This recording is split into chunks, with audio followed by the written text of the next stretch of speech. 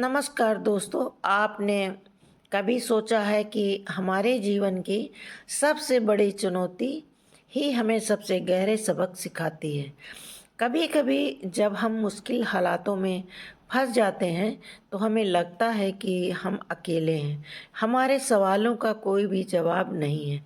लेकिन अगर हम सही नज़रिए से देखें तो हर परिस्थिति हमें कुछ सिखाने आई होती है। आज मैं आपको एक ऐसी प्रेरणादायक कहानी सुनाने जा रही हूँ जो ना सिर्फ आपके दिल को छू लेगी बल्कि आपके सोचने का नज़रिया भी बदल देगी। यह कहानी सिर्फ एक साधारण कहानी नहीं है, बल्कि यह जीवन के गहरे सत्य को उजागर करती है। तो चलिए आज बुद्ध की एक अनमोल कहानी के माध्यम से यह समझाने की कोशिश करती हूँ कि जीवन में सबसे कठिन सवालों का जवाब हमें कहाँ और कैसे मिलता है। तो आइए जीवन बदलने वाली कहानी शुरू। दोस्तों, एक युवक ने अपने जीवन में सफलता प्राप्त करने का दृढ़ संकल्प कर लिया। बड़ी लगन और धैर्य के साथ उसने आश्रम से शिक्षा प्राप्त और शिक्षा समाप्ति के बाद उसने नौकरी खोजना शुरू कर दिया ताकि पारिवारिक जिम्मेदारी का निर्वाह वह बहुत ही अच्छे तरीके से कर सके। इतनी अच्छी शिक्षा प्राप्त करने के बाद भी उसका यह दुर्भाग्य रहा कि उसे काम नहीं मिला। नौकरी की तलाश में वह जगह जगह भटकता रहा, खूब प्रयास किए, लेकिन हर स्थान से उसे निराशा ही मिली। अच्छी बात, युवक ने मात्र किताबी शिक्षा ग्रहण नहीं की थी, बल्कि जीवन में कैसे धैर्य रखा जाए यह भी सीखा था। वह हर परिस्थिति का सामना बड़े ही अच्छे तरीके से कर लेता, लेकिन कब तक यह करता? हर एक संघर्ष की सीमा होती है। साथियों, यह बात सत्य है कि जब तक सफलता नहीं मिलती, तब तक आपकी मदद करने कोई नहीं आता। आप दर दर की ठोकर खाते रहेंगे, पर कोई पूछने वाला नहीं रहेगा कि आप कैसे हैं, आप परेशान हैं कि नहीं। यह कोई नहीं आपसे पूछेगा। यह जीवन की सच्चाई है। लेकिन जब आप कामयाब बन जाएंगे, जब आपके पास पैसा रहेगा, तो 15-20 लोग आपके आगे पीछे घूमते रहेंगे। तो तमाम तरह के लोग आपसे रिश्ता बनाना चाहेंगे। तब दूर के लोग भी आपसे कहेंगे कि आप उनके बहुत ही करीबी रिश्तेदार हैं। हर कोई आपसे एक झूठा रिश्ता लेकर जोड़ने लगेगा। ध्यान रहे, जो लोग आपके पैसे को, आपकी कामयाबी को देखकर आपसे जुड़ते हैं, वह कभी भी आपके अपने नहीं हो सकते। जो मुसीबत के समय में, जब आप निर्धन हैं, गरीब हैं, लाचार पड़े हैं, उस वक्त कोई अगर आपको सहारा दे, उस वक्त कोई अगर आपके साथ खड़ा रहे, तो समझ लीजिए कि वह आपका सच्चा और अपना साथी है। और ऐसे लोग दुनिया में केवल 1% से भी कम होते हैं, जो आपकी गरीबी में, जो आपका कठिन वक्त में आपका साथ दें। लेकिन आप सबसे ज़्यादा उन लोगों के लिए परेशान रहते हैं जो कभी आपके अपने नहीं। वह युवक हार थक के परेशान होकर के एक रास्ते से गुजर रहा था। रास्ते में उसे एक आश्रम दिखाई पड़ा। उस आश्रम के बाहर एक महात्मा अपने शिष्यों को उपदेश दे रहे थे। वे सभी शिष्य उन बौद्ध महात्मा के उपदेशों को बड़े ही ध्यान और शांतिपूर्वक सुन रहे थे। वह युवक वहीं पर रुक गया। उसने सोचा कि ऐसा क्या यहाँ पर चल रहा है जो कि लोग बहुत ही शांतिपूर्वक उन महात्मा का उपदेश सुन रहे हैं। उस युवक के मन में भी जिज्ञासा जाग गई कि चलकर हम भी देखते हैं कि वहाँ पर क्या हो रहा है। और वह युवक भी धीरे धीरे कदमों से आगे बढ़ते हुए आश्रम की तरफ चल पड़ा। वह पास में ही एक आम के पेड़ के पास बैठ गया और महात्मा के द्वारा कही हुई बातों को ध्यान से सुनने लगा। महात्मा कह रहे थे, जब किसी चीज़ की नई शुरुआत होती है, तब सबसे पहले सब कुछ खत्म हो जाता है। जब इस सृष्टि की रचना हुई थी, तो सबसे पहले सब कुछ समाप्त हो गया था। उसके बाद एक नई सृष्टि की रचना हुई। यानी जब इंसान मुसीबत के ऐसे वक्त में पहुंच जाए, जब उसे लगे कि अब कुछ नहीं होने वाला, अब मेरा कुछ नहीं हो सकता। जीवन में वह बिल्कुल हार सा गया है, टूट जाए, लाचार हो गया हो, कोई उसकी मदद करने वाला नहीं रहे। ऐसे वक्त में अगर वह इंसान किसी से अपनी मदद भी मांगे तो लोग उसकी मदद करने से भी इनकार कर दे।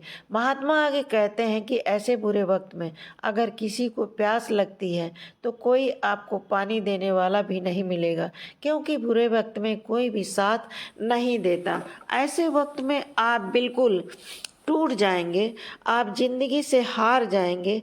लेकिन एक बात हमेशा याद रखिए, इसी क्षण यही सोचना है कि अब कुछ हमारी ज़िंदगी में बड़ा और अच्छा होने वाला है, क्योंकि बर्बादी के बाद ही नई चीज़ का निर्माण होता है। टूटे फूटे लोहे को गलाकर एक नए लोहे का निर्माण किया जाता है। अर्थात जब आप बिल्कुल टूट जाएंगे, मुसीबत के वक्त से गुजर रहे हैं, तो यह बात दिमाग में ज़रूर लाएं कि अब कुछ नया होने वाला है, हमारी ज़िंदगी में कुछ अच्छा और बड़ा होने वाला है। यही एक उम्मीद आपको जिंदा रखेगी और यह बिल्कुल सत्य बात है। देखना, अगर तुम ऐसे वक्त में हो जाओ जहाँ पर कोई तुम्हारी मदद नहीं कर रहा है, कहीं से कोई भी उम्मीद नहीं है, तो समझ लेना कि अब कुछ बड़ा और अच्छा होने वाला है। क्योंकि जितना आप टूट सकते थे, अब आप टूट गए हैं, इससे ज़्यादा आप नहीं टूट सकते। ऊपर वाला आपको ज़रूर कुछ बड़ा देने वाला है। यही सब बोलकर के गुरु अपने उपदेश को विराम विराम देते हैं और बोलते हैं कि शिष्यों, आज के लिए बस इतना ही। अब तुम सब दूसरे दिन इसी समय पर आना, फिर हम आगे की बात करेंगे। सभी शिष्य अपने अपने आश्रम में चले जाते हैं। तभी अच्छा समय देख करके वह युवक उन महात्मा के पास आता है और कहता है कि महात्मा, मैं पीछे से आपका पूरा उपदेश सुन रहा था और मुझे बहुत ही अच्छा लगा। मैं बहुत टूटा हुआ इंसान हूँ। मैंने पढ़ाई भी की, हर जगह नौकरी की तलाश में घूम रहा, पर मुझे कहीं भी कोई नौकरी नहीं मिली। मैं दर दर की ठोकर खा रहा हूँ, पर कुछ भी हासिल नहीं कर पाया। लेकिन आपने बातें बोली, उससे मुझे कुछ काम करने की हिम्मत मिली और आपकी बातें बिल्कुल सही हैं। तब वह महात्मा उस युवक से कहते हैं, युवक अपनी समस्या को मुझ तब वह युवक कहता है कि गुरुदेव, मैंने आश्रम से शिक्षा प्राप्त की। उसके बाद हम घर आ गए और हमारे घर पर पैसों की ज़रूरत थी, जिसकी वजह से हम बाहर कमाने के लिए निकल पड़े।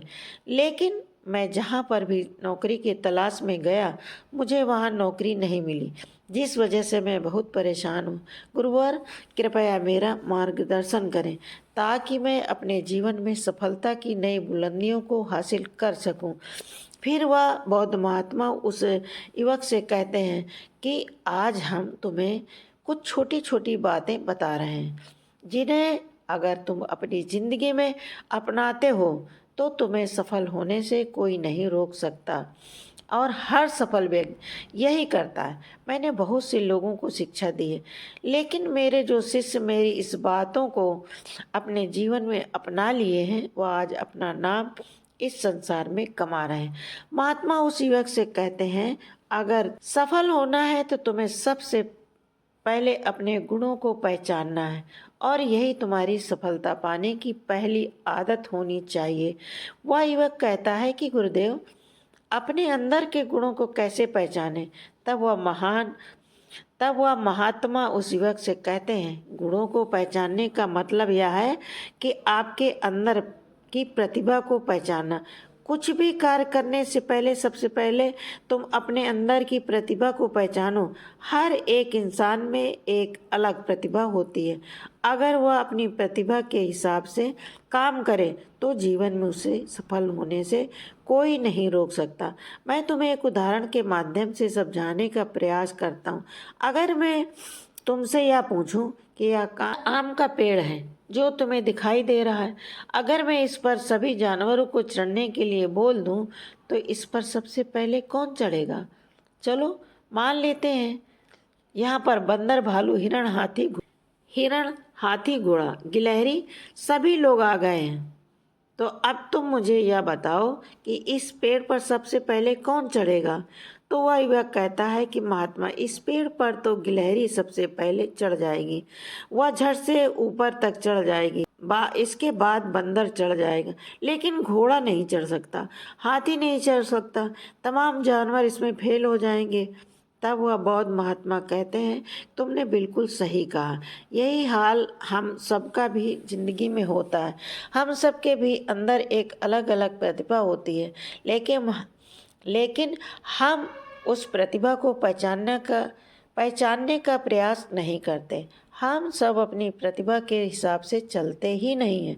हम लोगों के हिसाब से खुद को ढालने का प्रयास करते हैं और हम औरों जैसा बनने लगते हैं।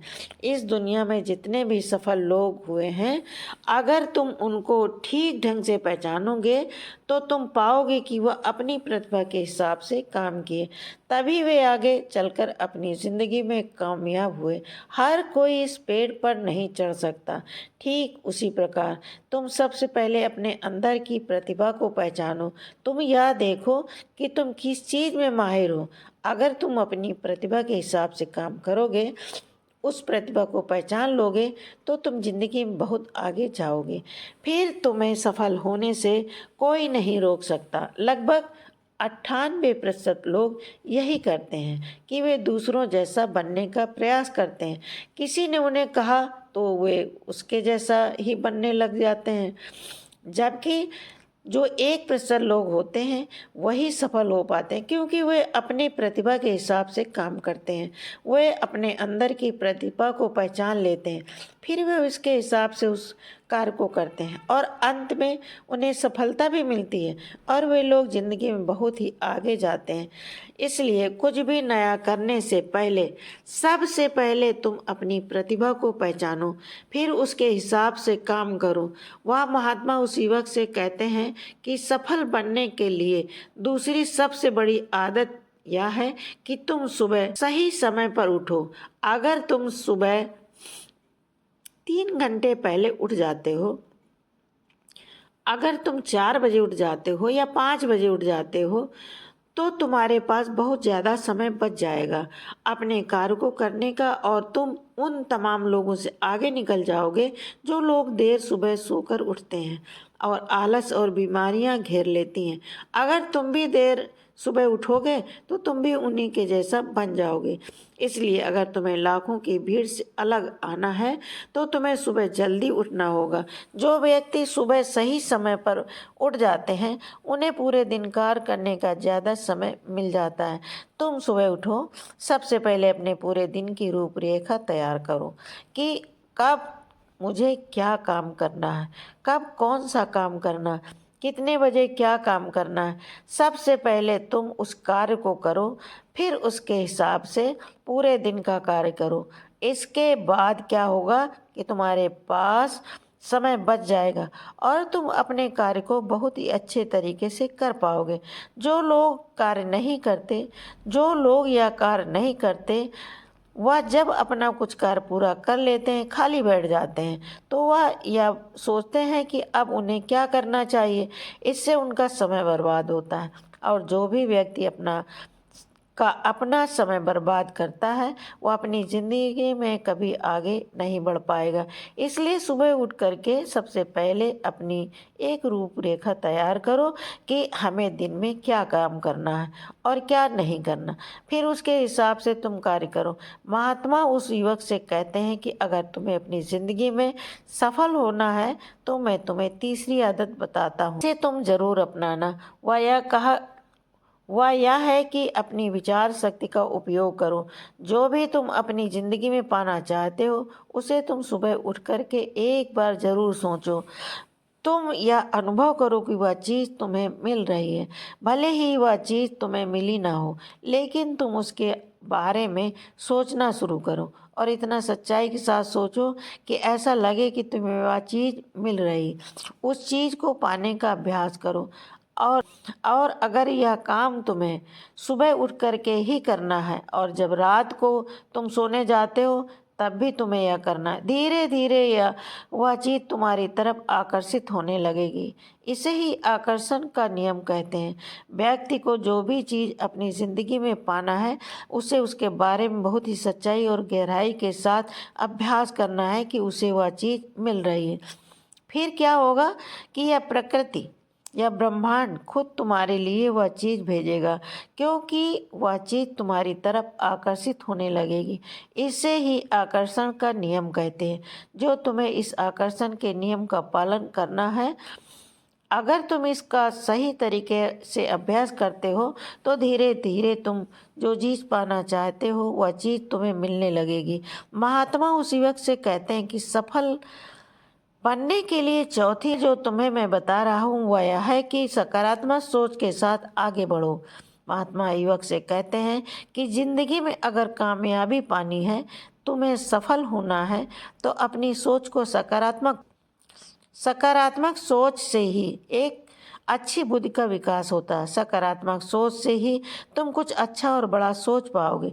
जब कोई व्यक्ति नकारात्मक सोचता है या किसी दूसरे के बारे में सोचता है, तो अपने कार्य को ठीक ढंग से नहीं समझ पाएगा और अपने कार्य पर ध्यान नहीं दे पाएगा, क्योंकि उसका दिमाग तो किसी और चीज़ में लगा हुआ है और वह या काम सही तरीके से नहीं कर पाएगा।